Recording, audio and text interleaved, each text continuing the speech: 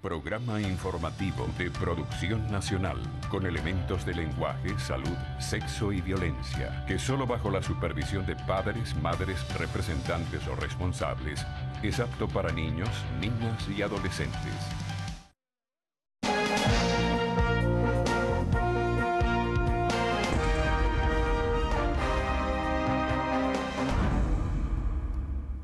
Buenos días, buen domingo, buen fin de semana para todos ustedes, amigos televidentes. En la primera parte de este programa voy a conversar con Lilian Tintori.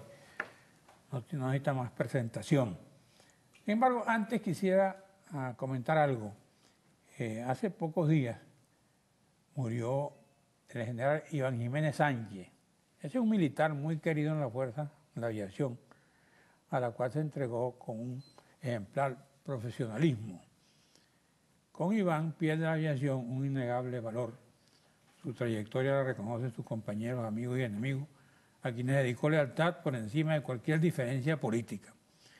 Surgido de una humilde familia, el general Iván Jiménez logró a fuerza de trabajo merecidos ascensos. Fue un defensor de la democracia y en cumplimiento del deber logró rescatar para el país los valores de la libertad y la paz en momentos difíciles para la democracia y para Venezuela. Como ministro de la Defensa dejó una obra que hoy le reconoce sus amigos y enemigos y mañana se lo reconocerá la historia, sin pasión. Paz a su resto y un saludo y solidaridad a doña Mireya, a su esposa y a sus hijos. Bueno, Lilian Tintori, bienvenida. Gracias, Carlos. La última vez que tú estuviste aquí, hace mucho tiempo, me dijiste, yo estoy segura que en estos días sale Leopoldo. No salió. Después han venido comentarios sobre las gestiones de Zapatero y de la visita de los Rodríguez a Ramo Verde, donde según las versiones que ellos dieron, habrían iniciado unas conversaciones con Leopoldo y estarían a punto de llegar a un acuerdo para la libertad de tu esposo. ¿Tú qué sabes? ¿Qué pasó ahí? Bueno, yo he dicho desde el primer día que Leopoldo no tiene que estar preso porque es inocente. Todos sabemos que es un preso político y con él se completan hoy en Venezuela 308 presos políticos. Y siempre tengo la esperanza de que va a salir. Cada mañana que me levanto, Carlos, me levanto con la ilusión de que ese día va a llegar a mi casa y que hemos luchado, todos los venezolanos, muchos, por la libertad de todos los presos políticos y por la libertad de toda Venezuela. Así que esa esperanza la tengo a diario y te puedo repetir hoy que tiene que salir, que va a salir, porque esta tragedia que estamos viendo todos los venezolanos se tiene que acabar. Leopoldo tiene 3 años y 3 meses aislado, incomunicado en una cárcel militar. Y ahí le llegan personas. Él no decide con quién hablar. De hecho, Carlos, imagínate lo grave, que hace 2 meses sus abogados no los dejan pasar en la cárcel. A sus abogados. Y ahora agentes del gobierno entran cuando quieran hablar con Leopoldo. Leopoldo es un rehén de la República. ¿Tú no sabías que Zapatero venía? No nos informaron, ni a sus abogados ni a su familia. Yo me entero de estas visitas el domingo pasado que logro ver a Leopoldo. Porque ¿Y Leopoldo no sabía que lo iban a visitar? No lo sabía, Carlos. Él estaba encerrado en su celda en la noche y le llegaron. ¿Qué fue exactamente lo que le plantearon a Leopoldo y en qué convinieron? No le plantearon nada, no acordaron nada. Hablaron del país, según lo que me contó Leopoldo. Yo no estaba en esas conversaciones, Carlos. He repetido muchas veces que no puedo hablar de conversaciones donde yo no he estado. Hablaron de país. Pero me imagino que Leopoldo te las cuenta. Del país y de la paz. De cómo lograr la paz en el país. Y Leopoldo, pues, conocemos su planteamiento. Además, pudimos ver un video de Leopoldo esta semana donde queda claro el planteamiento y la posición de Leopoldo, que la conocemos desde hace mucho tiempo, desde el año 2014. La lucha por la libertad, la resistencia por la libertad y por el rescate de los valores democráticos y de nuestros derechos humanos. A él le propusieron libertad a cambio de irse del país o de mantener casa por cárcel, como que también se dice en las versiones. No le plantearon nada, Carlos, pero esto sí se lo han planteado, que se vaya del país varias veces. O sea, si recordamos el año 2014, cuando a Leopoldo le sale esa orden de captura infame, Diosdado Cabello llega a nuestra casa, recordemos eso, nos allanaron la casa en la madrugada y luego, durante su encarcelamiento injusto, varias veces nos han llegado por el lado de los abogados, por el lado de la familia, el gobierno, incitando una salida de Leopoldo a otro país, y Leopoldo ha dicho, no, nunca se va a ir de Venezuela.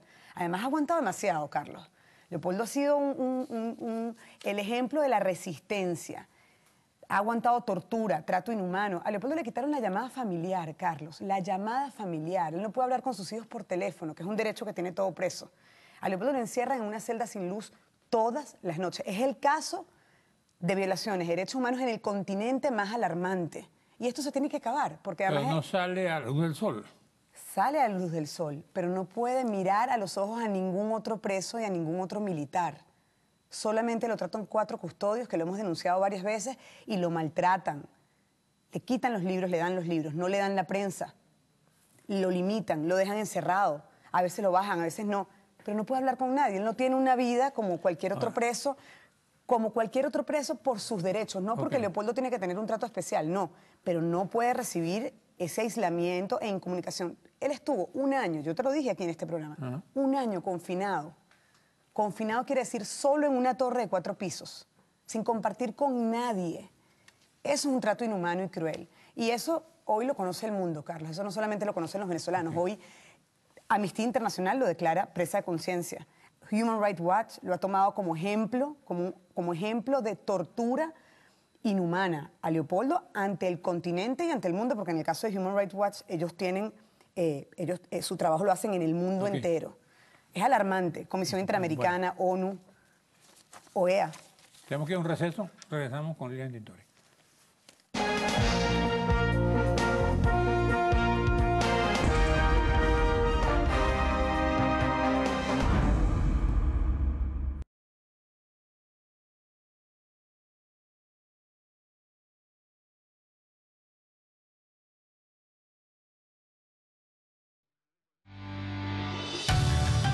Estás viendo Diálogo con...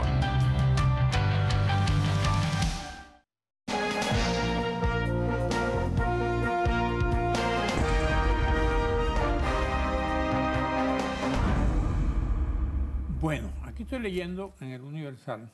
Jorge Rodríguez aseguró que Leopoldo López quería casa por cárcel. Entonces dice aquí, el alcalde del municipio Libertador, Jorge Rodríguez, acusó a Lilian Tintori de entorpecer, entre comillas, ponen aquí en el Universal, junto al vicepresidente de la Asamblea Nacional, Freddy Guevara, un proceso de negociación impulsado por el jefe de Estado, Nicolás Maduro, para otorgar el beneficio de casa por cárcel a Leopoldo López. Bueno, aquí dice también que se habló de casa por cárcel, reveló, luego de asegurar que Leopoldo jamás va a negociar, eso lo dijiste tú, ¿no? Sí, el lunes. Y lo que dice Jorge Rodríguez es que está dispuesto a aceptar casa por cárcel. Ahora tú seguís hablando lo que decías antes. Bueno, Carlos, ni que Leopoldo fuese juez o yo fuese juez.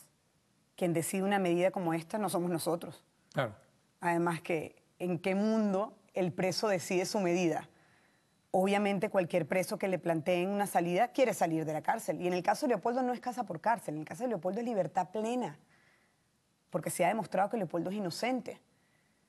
Entonces, obviamente yo simplemente no voy a responder a agentes del gobierno que lo que quieren es sembrar cizaña, porque si de verdad hay una intención de dar una medida, no solamente a Leopoldo, a todos los presos políticos, deben hacerla, deben dar acciones, deben ejecutarlas, no poner entre líneas frases que los venezolanos hoy sabemos que no es verdad. Ellos decían, inició el diálogo. ¿Qué el diálogo? ¿Qué diálogo? Si ni siquiera Leopoldo puede ver a sus abogados. ¿Qué diálogo? Si ni siquiera Leopoldo tiene contacto con su partido Voluntad Popular, con el resto de la unidad. Leopoldo no puede hablar con nadie. Entonces, cuando hablan de un diálogo, que sabemos que en Venezuela fracasó lamentablemente porque se intentó, hoy ponen esto, visitan a Leopoldo, dicen que es un diálogo y sabemos que no es verdad. Ahora, bienvenido siempre en las conversaciones. Leopoldo siempre ha estado abierto a hablar, a conversar con mucho respeto. Pero para lograr acciones, hoy los venezolanos están en la calle, Carlos. Paralelo a Ramo Verde y a Leopoldo, hablemos de Venezuela. Tenemos ya 2 meses en la calle protestando pacíficamente, pidiendo elecciones generales, libertad de todos los presos políticos, respeto a la Asamblea Nacional y un canal humanitario para que entre comida y medicinas a Venezuela.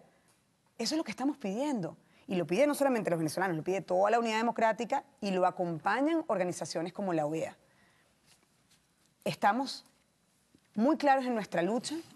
Si el gobierno quiere dar algunas acciones o gestos, están dentro de estos 4 puntos. Por eso decíamos, no es Leopoldo, son todos los presos políticos. No es solamente el caso de Leopoldo, que nosotros lo hemos llevado por el mundo entero como representación de todos los presos. Es Antonio Ledesma, Daniel Ceballos, es el diputado Gilbert Caro, que está preso porque le sembraron armas que no eran de él. Es John Goycochea, que le sembraron bombas. Es José Vicente García, que le sembraron uniformes militares. Y sabemos que todos son inocentes, que son presos políticos. Y el primer síntoma, según Felipe González, expresidente de España, de que un país está en dictadura, es que hay presos políticos. Entonces, lo primero que tiene que pasar, el primer gesto que tiene que dar Nicolás Maduro y su gobierno es la liberación inmediata de todos los presos. ¿Qué evaluación tiene Lilian Tintoré hoy, cuando estamos conversando, de las marchas? ¿Siente que han avanzado? ¿Siente que el gobierno ha cedido en algunos de los planteamientos que han hecho los organizadores de estas protestas? Bueno, tenemos 2 meses en la calle, protestando pacíficamente. Nunca yo había sentido tanta determinación de los venezolanos de salir de este sistema.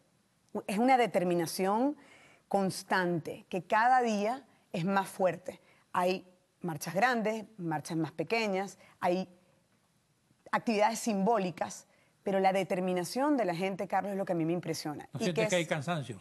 Bueno, es que hay que recuperarse. Obviamente, son 2 meses en la calle, llevando sol y llevando bombas y esquivando balas, porque nos atacan brutalmente, nos hacen herraduras militares, nos atacan por diferentes francos.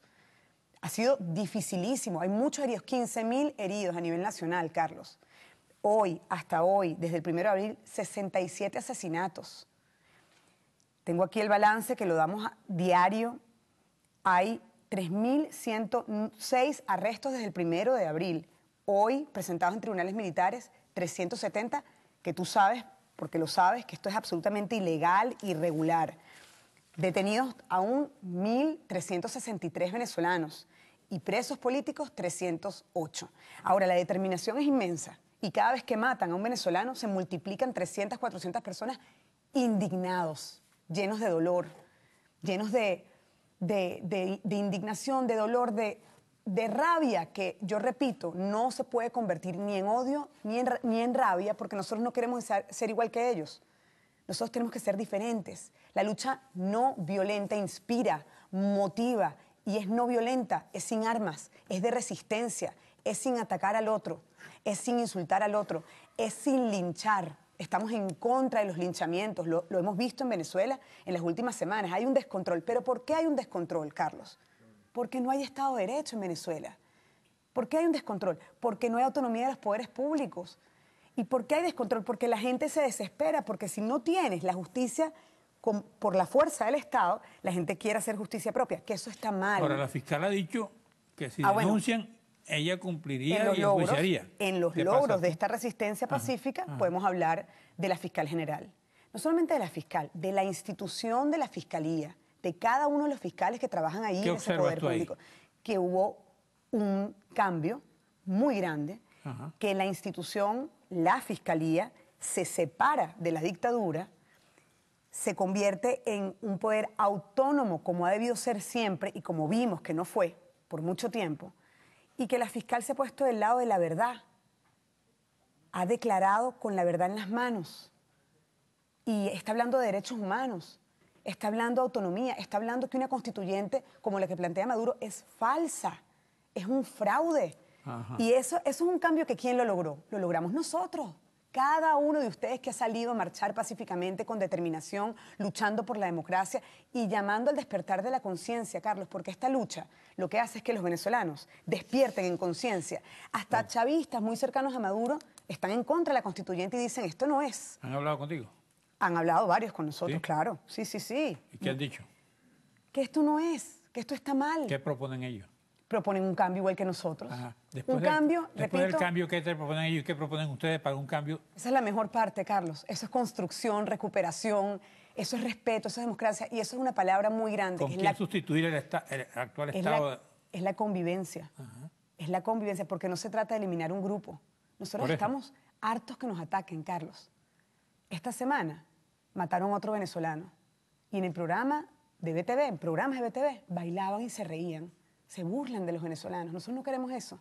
Pero a pesar de eso, nuestro corazón no está lleno de rabia. Nosotros queremos convivencia, queremos entendernos. Y obviamente el pueblo decide, ¿Ustedes Carlos. quieren entenderse con el chavismo?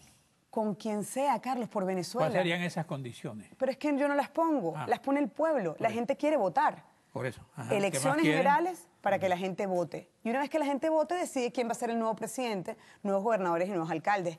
En democracia, Carlos, la gente decide. ¿Tú no aspiras? No. Pregunto. Yo aspiro a los derechos humanos en Venezuela. Yo aspiro a rescatar los derechos humanos en Venezuela, que te digo, Carlos, esa ha sido la bandera que me ha mantenido a mí fuerte para ¿Cómo seguir te pareció resistiendo. a ti o cómo percibiste tú la declaración del ministro de la Defensa? Vamos a un receso, te dejo esa preguntita.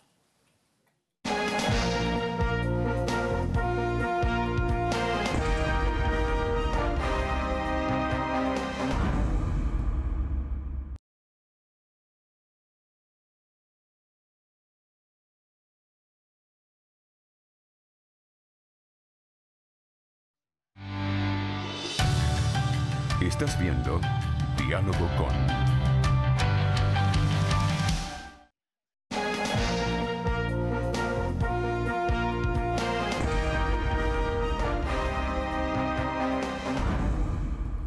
Bueno, hace poco el ministro de la Defensa ofreció unas declaraciones, para muchos sorpresivas, y después reveló, anunció que habían detenido unos policías por abuso en Altamira y señalaba que este muchacho había muerto por manipular una bomba. ¿Tú qué dices de las tres cosas? Bueno, Carlos, primero, los hechos violentos y las atrocidades, como dijo el ministro, no son solo en Altamira, son en toda Venezuela y están registrados en video y en fotografías. Y no son solamente los ciudadanos civiles, son a trabajadores de prensa. 297 casos de agresiones a los trabajadores de prensa, a camarógrafos, a periodistas, a los trabajadores, a la prensa.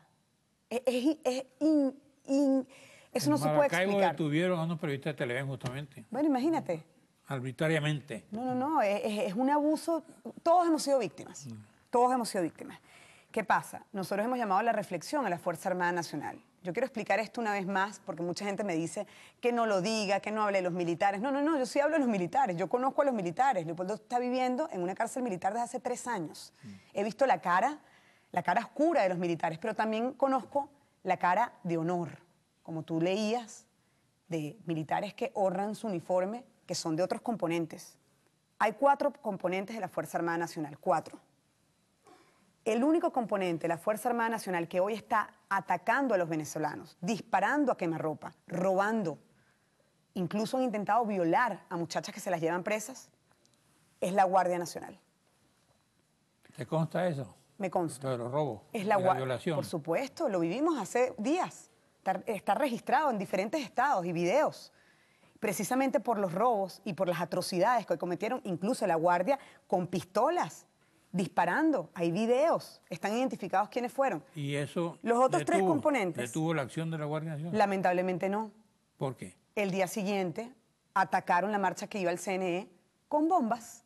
No nos dejaron caminar en paz al CNE. Pero lo interesante aquí, Carlos, es que esto es Venezuela. La Fuerza Armada Nacional tiene un juramento de proteger a los venezolanos, a lograr la libertad. ¿Por qué saben que no están de acuerdo? ¿Por qué no? Porque primero no están en la calle y segundo, han mandado muchos mensajes que no están de acuerdo y que la constituyente no puede ir. Esa constituyente es falsa, que la única constitución que se tiene que cumplir hoy es la que tenemos. No necesitamos una nueva, necesitamos cumplir la que tenemos.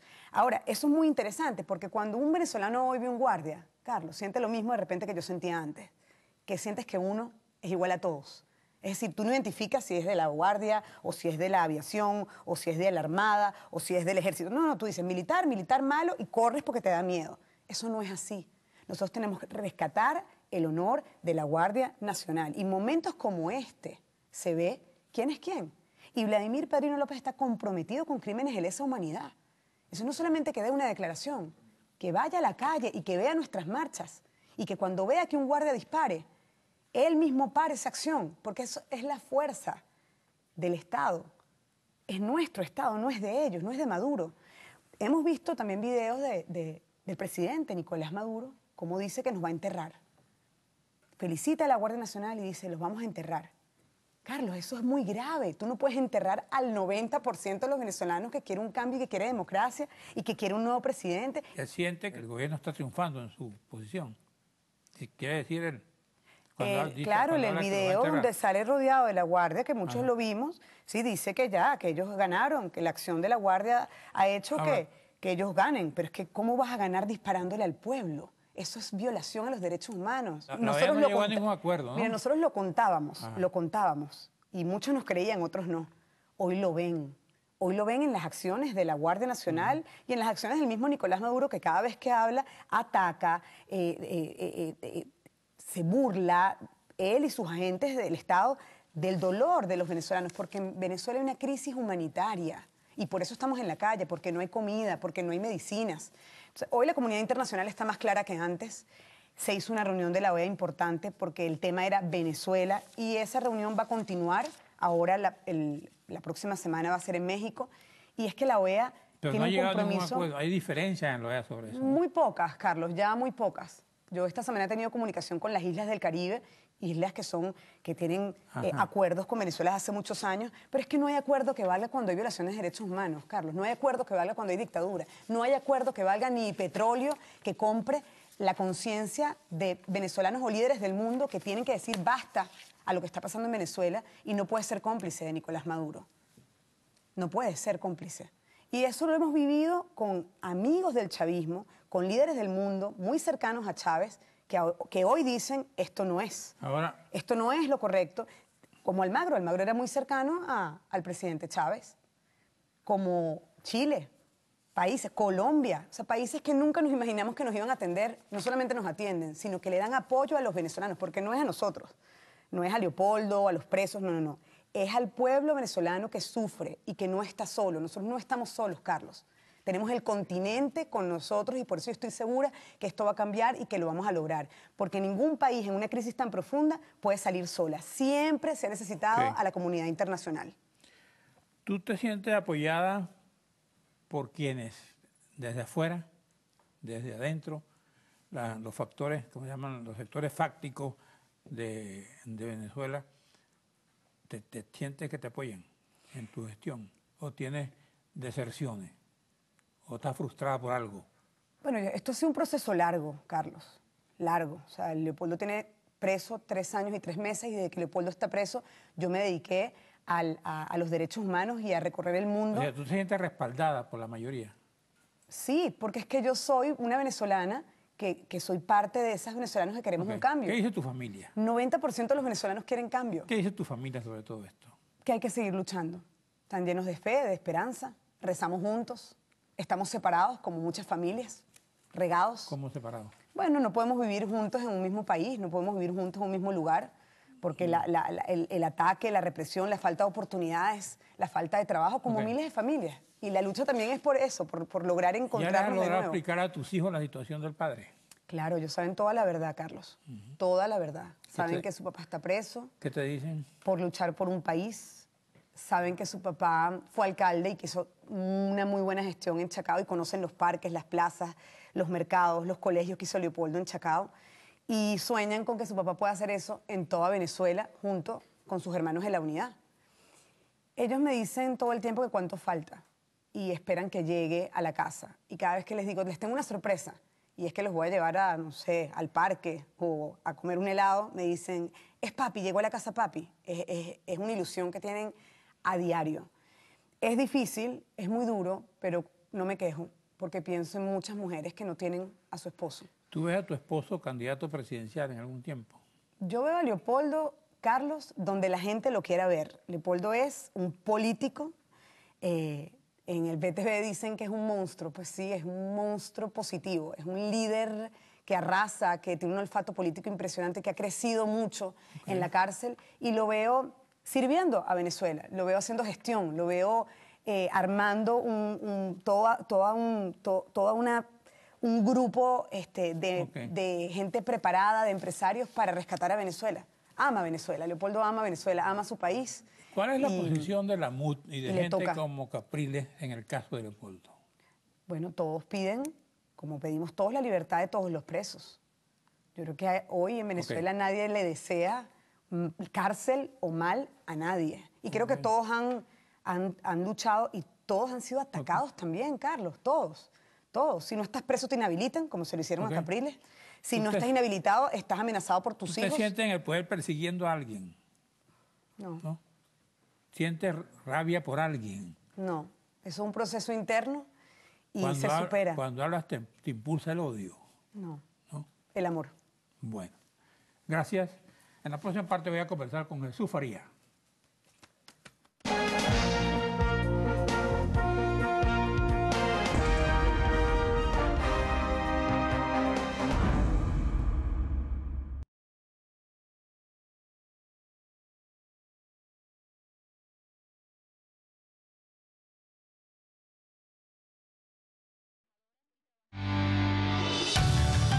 Estás viendo Diálogo con...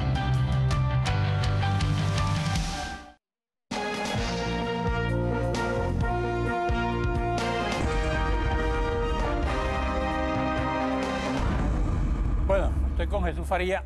Él acaba de ser ministro del Exterior de Inversión y se va postulado a la Asamblea Nacional Constituyente. Bueno, me toca postularme, o fui postulado por el municipio Libertador. Son los circuitos. Los circuitos son municipales. Ajá. A mí me toca ese honor, esa enorme responsabilidad.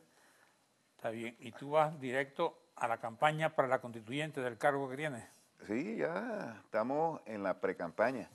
Nos inscribimos, estamos recogiendo las firmas, vamos a la postulación y después entonces a recorrer nuestros municipios en la búsqueda de los votos. Esto de la Asamblea Nacional Constituyente, Carlos, es muy importante por dos motivos fundamentales. Ajá. En primer lugar, la propuesta de la campaña de la Asamblea Nacional Constituyente es una propuesta alternativa al clima de guerra y de conflictividad política creciente en términos de mucha violencia que se está presentando en el país.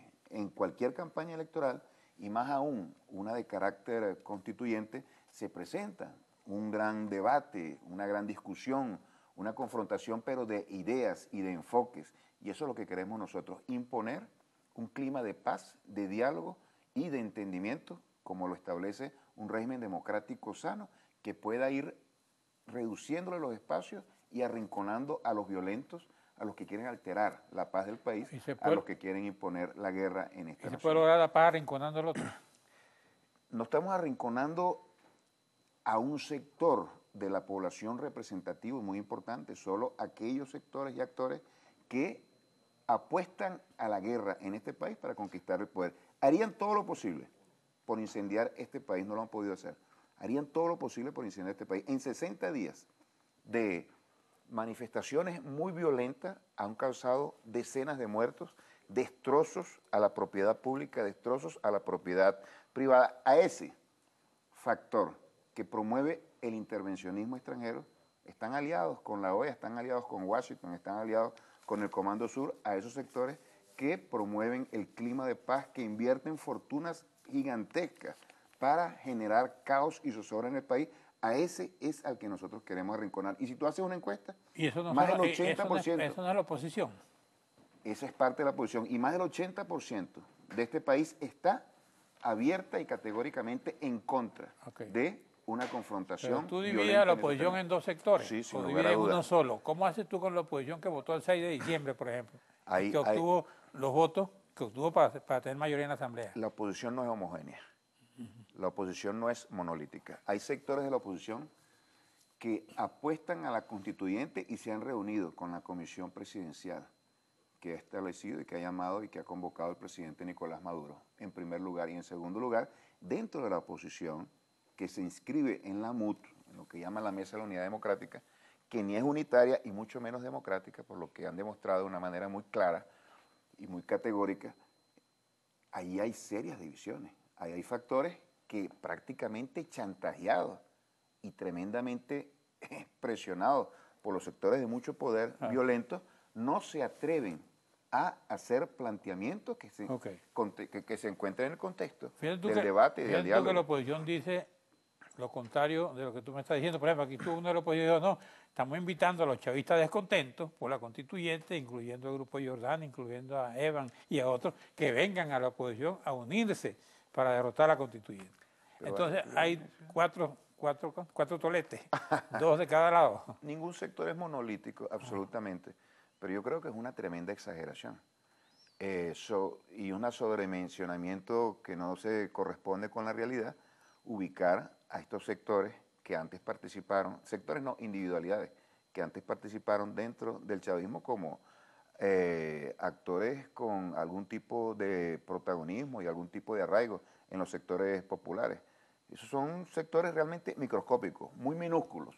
Y, por supuesto, como los medios de comunicación tienen una tarea fundamental, en este caso los que le hacen eco a los mensajes de la guerra, bueno, quieren tener actores que dentro del chavismo generen desconcierto. Pero te digo una cosa, nunca antes había existido una unidad tan fuerte y tan firme en el sector del chavismo. Te lo digo yo que en el seno del partido estoy al frente, bueno, en la dirección nacional y convivo con centenares de los cuadros de la revolución y dentro del mismo gobierno. Mucho se habla de que hay diferentes puntos de vista y enfoque y se pelean y hay una fractura en el seno del gobierno. Absolutamente falso, absolutamente falso. Tenemos un liderazgo, que es el del presidente Nicolás Maduro, tenemos un programa de gobierno y un legado que es el del comandante Chávez y tenemos un objetivo, que es preservar la revolución y las grandes conquistas sociales del pueblo. Bueno, ahora, si a ti te preguntara, saliendo de aquí o caminando por la Plaza Bolívar, alguien, mire, diputado, ¿por qué yo tengo que votar por usted por la constituyente? ¿Qué me da la constituyente si yo no fui al mercado y no conseguí papa, no conseguí harina, y los precios están más caros todos los días? ¿Qué le responderías tú? Yo te decía al comienzo que la Asamblea Nacional Constituyente tenía dos virtudes fundamentales. Uno, servir de alternativa al clima de guerra que siembra la oposición y que está muy auspiciado desde el exterior, desde Washington. Y en segundo lugar, desarrollar nuestra Constitución. Hay elementos claves, como las políticas sociales que nosotros creemos que deben tener rango constitucional. Nosotros le decimos al pueblo, todas las misiones que desarrolla el comandante Chávez y ahora impulsa el presidente Nicolás Maduro, misiones de vivienda, misiones de salud, misiones de educación, deben tener un rango constitucional para que no se le arrebaten al pueblo cuando llegue un gobierno que no esté en sintonía, en el caso de que eso pueda ocurrir. En segundo lugar, el tema económico. Nosotros estamos obligados a transformar profundamente el contexto, el entorno económico de nuestro país y también macroeconómico. Eso no está contemplado en esta Constitución. Yo veo esto en estos términos. Este país tiene que estar sometido... ¿Cuál sería el modelo económico de una constituyente nueva? Un modelo mixto donde el Estado rija las líneas estratégicas del desarrollo económico, donde exista un sector privado muy fuerte, muy sólido, pero no el sector privado parasitario, sino un sector privado productivo, donde el capital extranjero tenga un espacio claro, abierto, fundamentado en la confianza y, por supuesto, en los intereses mutuos, recíprocos. Ellos obtienen sus ganancias y también dejan aquí, siembran condiciones para el desarrollo. También existan espacios muy importantes para que las comunidades se puedan organizar para la producción y los trabajadores puedan tener mayor protagonismo. En ese contexto, nosotros tenemos que crear una estrategia que apunte a la industrialización, la diversificación de la economía, la creación de miles de empresas industriales, desde las empresas básicas, desarrollar grandes cadenas productivas que se encarguen de sustituir importaciones, entonces enterrar definitivamente la dependencia que fue sembrada aquí de los años 50 y también diversificar la fuente de divisas con mayor cantidad de exportación. Ese modelo no está reflejado en nuestra Constitución y yo creo que sería muy sano para convertir esa estrategia en una política de Estado que nosotros estuviéramos en capacidad de establecer allí, en la Constitución, esas líneas maestras. Yo también creo que hay que establecer en la Constitución un módulo, un capítulo, algo donde se establezcan bases sólidas para una lucha moral, administrativa y política en contra de la corrupción. Y así tenemos nosotros muchos otros aspectos en los cuales estamos verdaderamente muy interesados en que el pueblo se vincule a un debate nacional y democráticamente podamos seguir desarrollando el legado del comandante Chávez. Fíjate qué curioso, Los que están defendiendo el legado de Chávez son los principales actores de la oposición y dicen que nosotros lo que queremos es enterrar la constitución del comandante Chávez. Cuando todo lo que le estoy planteando son planteamientos que traía el comandante Chávez en su legado fundamental, programático, que es el plan de la patria. De tal manera que esos son los dos grandes fundamentos que mueven al propósito constituyente. Garantizar la paz para nuestro país y establecer en el marco constitucional un conjunto de líneas que han surgido desde el año 99 y han alimentado el propósito del comandante Chávez para desarrollar la revolución bolivariana. Bueno, aquí se ha hablado mucho de diálogo y se ha hablado mucho también de confrontación y que evidentemente hay dos modelos, ¿sí o no? Sí, hay dos modelos. Y que son irreconciliables esos modelos. Sí. ¿Cómo va a haber paz si no hay un diálogo entre esos sectores? Eso es lo que nosotros decimos. Yo escuché de una manera, eso es lo que nosotros estamos planteando. No hay absolutamente ningún pretexto, ninguna excusa en el marco de la democracia para negarse al diálogo, más allá de las diferencias, que siempre las van a ver, diferencias antagónicas, no hay ninguna razón para que nosotros no podamos dirimir esas diferencias en términos democráticos sin usar la fuerza, sin usar la violencia y sin caer a la guerra. Yo escuché de una manera alarmada a un dirigente, altísimo dirigente de la oposición, donde dijo que se habían agotado las posibilidades del diálogo. ¿Tú crees que un demócrata puede presentar ante la opinión pública y ante el pueblo esa tesis de que se agotó el diálogo y por eso tenemos que ir a derrocar a un gobierno por la vía de la violencia? Eso no se corresponde con la mentalidad democrática y eso es lo que dice la oposición. ¿Qué pretexto pueden presentar para nosotros no hacerlo de manera democrática? Por otro lado, tú consigues a alguien que te diga, no volverán, no pasarán. Bueno, son creando tabiques sociales, ¿no? En una confrontación, ¿o no? Vamos a un receso, te dejo la pregunta. De acuerdo.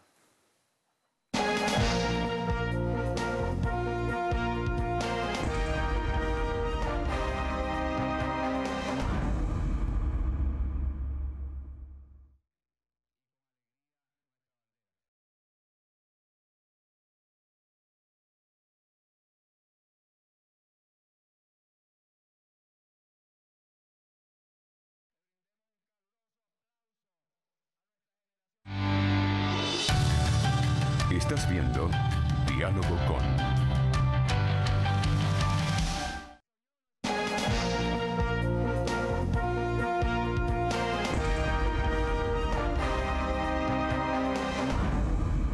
Bueno, te dejé unas consideraciones ahí y ahora te agrego la última declaración que cuando estamos grabando acaba de hacer la fiscal general de la República, que habla nada menos de una constituyente a espaldas del pueblo y que esta constituyente no es válida. ¿Tú qué dices? Mira, no hay peor cosa en un ser humano que la pérdida de la dignidad y de los valores y de los principios. Si tú vas a abandonar, o si alguien va a abandonar sus posturas y se va a entregar a otras causas que, por cierto, están absolutamente reñidas con lo que se defendía antes, lo que es una tremenda inconsistencia, tú no tienes por qué estar utilizando un conjunto de argumentos y un conjunto de elementos que no plantean las cosas de la manera más clara. Cuando aquí la OEA necesitaba un pretexto para decir que no había democracia, la señora fiscal fue y dijo que aquí se había roto el hilo democrático. Y nosotros vemos que no hay ruptura de ningún hilo democrático, pero sin embargo ella fue a darle los argumentos a la OEA, nada más y nada menos. La OEA que se ha caracterizado por su intervencionismo y su injerencia en todo el continente. Cuando hay necesidad de avivar la fuerza de la violencia y del terror que despliega la oposición, la fiscala va a decir que un hombre que ha sido quemado es parte de la manipulación de un medio de comunicación, que una persona que ha sido asesinada por sus propios compañeros entonces es objeto de una agresión de un guardia nacional y cuando esa fiscala tiene que condenar y tiene que combatir, porque esa es su facultad y su obligación, la violación de los derechos de todos nosotros y de las leyes, no lo hace. Entonces ha acusado a la propuesta de la constituyente como una propuesta que incentiva la violencia. Y yo lo que digo que lo único que incentiva la violencia y la ilegalidad y la impunidad es su postura. Pero ella no tiene una postura que para ella es la postura de chavista. Ella dice, están abandonando la constitución del presidente Chávez y están haciendo una constitución que no garantiza la solución a los problemas del pueblo. Y te lo dice él. Ahora, es la opinión de ella y la opinión tuya, ¿no? ¿Y tú te imaginas semejante disparate? Que una persona... No, yo te pregunto. Por eso, yo te digo, imagínate ese disparate, porque, yo sé, porque tú estás relatando lo que ella dice. Ajá. Imagínate ese disparate. Una persona que presuntamente, supuestamente, quiere defender los... el legado de Chávez. El legado del comandante Chávez, pero por otra parte se alía con la OEA, le hace coro a las voces de la oposición. Sus argumentos son exactamente lo mismo que los grandes líderes de la oposición y de Almagro. En el mismo sector del chavismo, y yo vi un remitido como de 150 personas o mucho más, donde hay figuras prominentes de lo que fueron antes chavistas, ¿no? O que estaban con el proceso, apoyando la posición de la fiscal, ¿no? Son los que llamaban por ahí cadáveres insepultos. Eso no mueven absolutamente nadie. Por eso te decía que eran figuras absolutamente microscópicas desde el punto de vista político, que tienen su precio. Ellos se pusieron un precio. El precio de ellos es incalculable en dinero, pero tiene un sentido. Hacerle eco a una postura que aparentemente es chavista, pero nada tiene que ver con el chavismo. Si alguien se va a vender, se pasa para el gobierno, que tiene los reales. No por la oposición. ¿Tú crees que es posible aquí un intento de golpe de Estado como el que se ha venido tejiendo a lo largo de los últimos 2 meses sin dinero, sin recursos? Lo he dicho abiertamente. Los gobiernos de los Estados Unidos, el Departamento de Estado, tienen a Venezuela en la mira como el objetivo fundamental. ¿Qué significa eso en Venezuela y qué ha significado en todos los países de América Latina y en buena parte del mundo? Financiamiento a manos llenas para que ese golpe de Estado se desarrolle. ¿Quién le paga a esos muchachos? ¿Quién los adiestra? ¿Quién les da guarida? ¿Quién les da comida? ¿Quién les da droga? ¿Quién les da todo eso? ¿Quién les da todo eso? Eso tiene que financiarse con mucho dinero, y ese financiamiento viene desde afuera, desde el Departamento de Estado y, por supuesto, con sectores pudientes que están muy interesados. Yo he entrevistado aquí a jóvenes también, y no creo que son jóvenes drogadictos, son gente que quieren protestar y que están descontentos con la situación. Eso es lo peor. Ellos lanzan a Lampa, y ellos lanzan adelante a un grupo de jóvenes, muchos de ellos manipulados, menores de edad, para que desarrollen esas actividades de violencia. Y esto es lo grave. Esto es lo grave. Al resto de la población, que cree en la oposición, nos lanzan como carne de cañón. Con esas acusaciones lo que hace confunden a la gente, porque tú entrevistas a la gente del otro lado y dices que en las manifestaciones del oficialismo hay planes que sueltan para que le nutran las concentraciones. Entonces la gente se medio confunde. Bueno, ¿de dónde está la verdad? Pues, ¿cómo le dieron el golpe de Estado al comandante Chávez? Una manifestación multitudinaria que lanzaron de una manera irresponsable a una carnicería. Y ahora están haciendo exactamente lo mismo. Utilizan a la gente para que vaya a manifestaciones y siempre hay grupos de choque. Cuando actúan esos grupos de choque, cuando actúan estos grupos de choque y la policía y la Guardia Nacional, que han actuado como cuerpo al margen de la ley, los acusan de represores. Pero son los mismos violentos que queman escuelas, que incendian módulos de salud, que han tratado de incendiar maternidades, que han saqueado locales. Son ellos, eso no queda la menor duda porque eso está suficientemente documentado. Son ellos a los cuales se enfrentan los organismos de seguridad. Y fíjate esto, entonces dicen que son infiltrados del gobierno. Son infiltrados los que están provocando la violencia. Y cuando los agarran se convierten de manera mágica en presos políticos. Entonces hay una tremenda contradicción que hay en esas argumentaciones. Tú lo que dice la fiscal aquí. La fiscal indicó que introdujo este recurso de nulidad porque el Poder Electoral incurrió en violación de los principios de progresividad de los derechos humanos, violación de la legalidad y administración de los principios de igualdad. Eso es lo que dice la fiscal. Y bueno, rechazó que el TCJ declarara inadmisible su posición. O sea, es un striptease político. Ella se está quitando la careta, se está quitando el velo para asumir posiciones que están abiertamente en sintonía con el golpismo. Nada de eso tiene razón. Ahora, ella va al Tribunal Supremo de Justicia. Y es bueno que vaya al Tribunal Supremo de Justicia. Ahora, lo que no es bueno es que ella esté estimulando prácticamente el tumulto dentro del Tribunal Supremo de Justicia. Eso es muy irresponsable lo que está haciendo la fiscal. En todo caso, nosotros vamos a actuar con serenidad. Ella ha convocado a toda la gente a que vaya al Tribunal Supremo de Justicia. Nosotros sabemos que cuando la oposición hace manifestaciones, deja una huella profunda de muertos, destrozos, etcétera. Eso lo hemos observado. Y por eso hemos dicho que al municipio de Libertador no vamos nosotros a permitir ese tipo de manifestaciones, porque ellos mismos han dicho, la misma oposición han dicho, claro, no lo vamos a permitir, porque esas son manifestaciones que terminan siempre en violencia, y ellos nunca han garantizado la violencia. En algunos casos, los mismos líderes de la oposición recomiendan a sus seguidores, dentro de sus mismas contradicciones, a mantener la disciplina. Si le dan una línea, tienen que garantizarla. Tú no lo has escuchado. Algunos los lanzan a la violencia y otros son un poco más precavidos y un poco más moderados y hacen ese tipo de observaciones. Ellos no pueden controlar, cuando quisieran hacerlo, esas manifestaciones, y otros no están interesados en ningún momento en controlarla, sino en generar zozobra, una escalada de violencia, y eso no lo podemos permitir. Carlos, nosotros podemos perfectamente solucionar los problemas. ¿Qué quieren ellos? ¿Qué es lo que van a permitir? Las manifestaciones no se pueden permitir, no son las legítimas. Manifestaciones pacíficas las podemos permitir. Lo que ha hecho la oposición no tiene nada que ver con pacifismo, y tampoco tiene que ver nada con manifestación democrática. Tú preguntas, ¿por qué manifiestan ellas? Tú les has preguntado a ellos por qué manifiestan.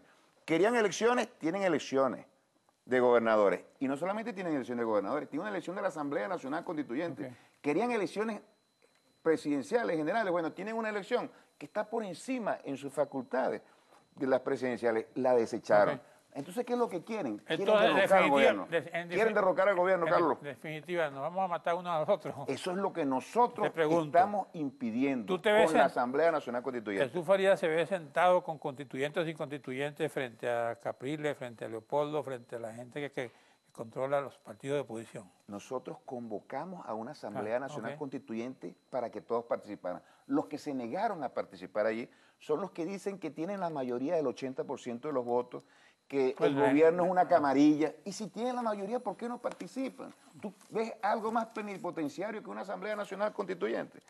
¿Qué manera hay de perder una Asamblea Nacional Constituyente con el 90% de aprobación, como dicen ellos que tienen? Y te vuelvo a repetir aquella pregunta, te pregunta un compañero tuyo cuando salgas de aquí. ¿Qué soluciona la Asamblea? ¿Qué soluciona la Asamblea? Me soluciona el costo de la vida, me soluciona la escasez, me soluciona el desabastecimiento, me soluciona la seguridad. ¿Qué le respondías tú? Y con eso terminamos el programa. Nosotros no somos demagogos.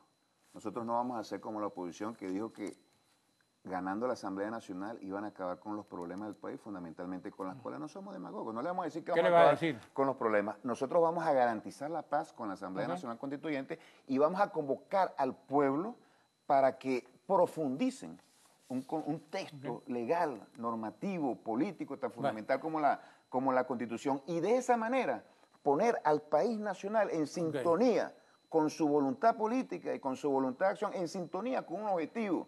¿Cuál es el objetivo? Desarrollar la economía, profundizar el carácter de equidad, de justicia social y sobre todo la soberanía del país. Eso es lo que queremos. Eso no te va a resolver ningún problema de comida, ningún problema de ninguna naturaleza. Tampoco lo va a hacer la oposición, como ellos lo dicen, que a través de una elección presidencial lo van a hacer. Pero nosotros le vamos a dar al pueblo paz y le vamos a dar un contexto para desarrollar nuestro país. Voy a ser más democrático. Tienes un minuto para que hables a tu gente. Nosotros enviamos un mensaje a todo nuestro Tú como pueblo. Candidato, a tu gente que quiere que vote por ti. Y como nosotros somos candidatos que respondemos a un programa colectivo, le decimos lo siguiente, a todo el pueblo venezolano.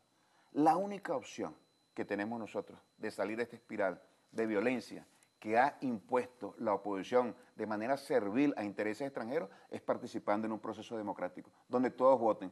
Todos vamos a participar en esta elección, votando por el que mejor nos parezca. Y a raíz de este planteamiento vamos a encontrarnos en un debate y en un diálogo democrático que sepulte definitivamente los vientos de guerra que soplan desde la oposición terrorista en este país. La oposición dice que la guerra viene de allá, del gobierno. Una guerra. Entonces, ¿que vamos a llegar a una guerra civil? Eso es lo que yo digo, nosotros no podemos llegar. El antídoto para la guerra es la democracia y el diálogo. Nosotros queremos diálogo y nosotros invita a varios aquí. Mira, Carlos, invita a dos de la oposición y yo me siento con los dos contra uno aquí en este programa y discutimos de una manera. Por supuesto que sí. Te lo prometo. Bueno, vamos. Yo estoy disponible, con lo que tú quieras. Con lo que tú quieras. Gracias. Gracias a ti. Jesús Faría, gracias a ustedes, amigos televidentes. Nos veremos aquí el próximo domingo a esta misma hora.